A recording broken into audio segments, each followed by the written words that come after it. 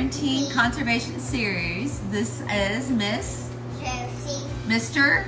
Lane, and Mr. Miles. We have a lot of helping us today. I'm Holly McCutcheon from Warwick County Soil and Water Conservation District. Yeah, you're Miles, aren't you?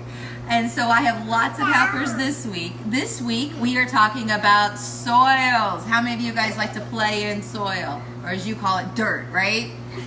Dirt, yeah. Well, you can't say dirt around soil scientists. They get kind of feisty if you do. It's soil. So we're going to learn all about the different types of soil. Okay? You guys ready to learn? Good. So I brought these pictures in. I was going to show you guys. This is from the National Science Teachers Association, but it shows why we need soils. Soils are really important because look what grows in the soil. Can you tell me what is this? Roots. Roots for plants. Yeah. Animals. Yeah. And remember yesterday or last week we talked about water quality? Well, soil helps clean up that water as it goes down. It infiltrates down too. It buffers the water along the way and it takes care of it. So so it's really important for that. But we also that cloud. You see the cloud? Okay, watch out, Miles.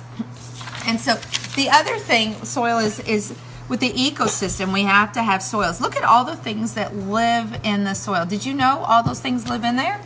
I heard you guys went fishing the other day. What did you fish with? Fishing pole. Okay. Worm, right, yeah. You did that. And all of these things, in the root, all of these things live in the soil. We have termites, we have mites, we have springtails. Where's the springtail? There's the springtail. I always like the springtail. Where's number 4? I can't find 4. There it is. And we have earthworms, and bacteria, and protozoa, fungi. All of these are living things. So this is why we don't call it dirt, because soil is very fertile, which means it has a lot of living things into it. Dirt, if you think about dirt, it's just an inorganic, nothing lives in it that way. And it's really important to have soil because it's the ecosystem that then supports our other life form. Because without our worms, would you be able to get fish? No. No. When you do, you like to eat fish? No. You don't like to eat fish? I like to eat catfish. You like to eat catfish? Okay. So we have to have good soil in order to support the worms to feed the catfish, right? So this is what we're talking about today. So before we get going, did you know that, what state do you guys live in? Do you remember? What state? Indiana. Indiana has their state soil, and it's called a Miami Soil Series. And it is a really fertile soil, if you can see how dark this is. And it's a really great soil that supports a lot of our great Indiana farms. Miami soils are where we get a lot of our corn and soybeans on it. And so that is our state soil. So each state has their own soil. So if you live in a different state, you need to look up what your state soil is. You'll be interested to find all of those. But let's talk about what makes up soil. There's 3 different organic molecules that make up soil. Okay, so we have 3 different types of material that make up our soil. We have sand, silt, and clay. Okay, I want you guys to pick some up that sand in your hand just a little bit so you can pinch it. Okay, and Josie, I want you to do sand too. What does that feel like? Can you put it around your fingers? Can you feel particles? What does it feel like? Can you tell me what it feels like? It feels like rocks melted. Melted rocks, okay? So you can feel those? Kinda. Okay, so let's put that down. So remember what that one feels like. Here's our silt. Take a little bit of silt. Take a little bit of silt and fill it. You take some too, Josie. Come over here. You're gonna maybe get closer. Okay. Now does that feel different than the sand?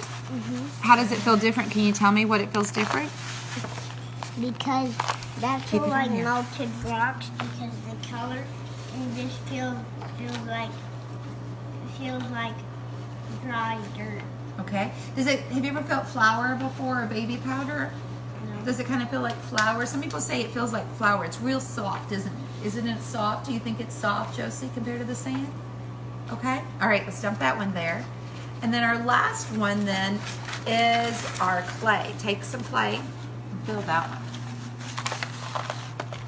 I need some water. I probably should put some water on it so you can tell the difference on that one. Okay, so that one, can you tell me how it feels different? I know there's some big chunks in it. Does it feel any different? Yeah. Yeah? Kind of sticks together. See how I can make it stick together, the clay? So the reason why we have these, okay, I'm gonna put these back, sand, silt, and clay, is because the particle size are different. So if we're doing a demonstration on how big these particles actually are, so we can see it, because it's kind of hard to see with our eyes, isn't it? Sand would be as big as this ball, a particle of sand. Silt would be as big as this tennis or softball, and then clay would be the size of that little ball. That's the difference of the sizes. So that's why it feels different. So when water goes through them, this then, water goes really fast. Because if you had a bunch of these big balls and you put water through it, it could just slide right around it, right? Here, could we pack in more of these balls in an area than this ball in a bucket? It's kind of smaller, right? We could put more of these. Maybe we could only put 3, but then we could do about 10 of these. So it's harder for the water to go around. It slows down water a little bit more. Now this, how many of these balls do you think I could put in a bucket? If I could only put 3 of these, 10 of these, how many of these do you think I could put in? Exactly. Do you think it'd take longer for water to go through that then? Right. And so it's really important to have some clay in our water, because then it then slows it down, and it then allows the plants to have water then to uptake later on. All right, guys, so this is our challenge for you for this week. For Monday's challenge is, I'm gonna set this up first so I can explain what we did. We put all different types of soil in here, and we're gonna let it settle. You fill the rest up with water. This is probably too much. I wouldn't put this much. I'd probably only put about this much in an empty jar like this. Go dig up in your yard any kind of just a plot of dirt that you want to. Try to break it up if you can into little chunks. Put it in here, then fill the rest of it up with water, and then you're gonna shake it. Can you shake this for me real good? Show us. All right, we're gonna shake it, and then we're gonna set it down, and we're not gonna touch it for about 2 days. And we started this the other day, and what's gonna happen eventually is that the different types of soil will settle out. Can you guys tell me what was the biggest soil particle? Do you remember? The big ball. Sand. Sand's the heaviest, so it's going to work all the way down, and there'll be a layer of sand in the bottom. Then what was the next size? Not yet, babe. What? Silt, right? Silt. Then silt's going to move down, and it'll go on top of the sand a layer. And then what was the tiniest type? Do you remember? Do you remember what the tiniest type was? Start with a C? Silt. No, that was the second one. That's the S. Silt. Clay. Remember clay? Okay, so clay then is our smallest one. So it's going to end up being at the very top layer at the top. And then what you'll have floaty will be our organic matter. Organic is living things. So whatever was living things in the soil that dried, it could have once been living, because it could have been your branches, parts of branches or leaves. That'll be at the top. Now if you have big chunks, real lumpy clay, it may go ahead and settle down at the bottom. But it'll be really cool, because then you'll see the different colors according to what was in your soil. And so that is your challenge, is to figure out, you can tell mom and dad, I can do my own soil sample, because look, I can tell you what is the composition of our soil. So it's sand, Silt, and clay. Good. Those are the 3 times. Silt. Yeah, silt was one of them, wasn't it? Okay, so that is your challenge. So take a picture of your jar once it settles out, post in the comments. We'd love to see what your composition of your soil is.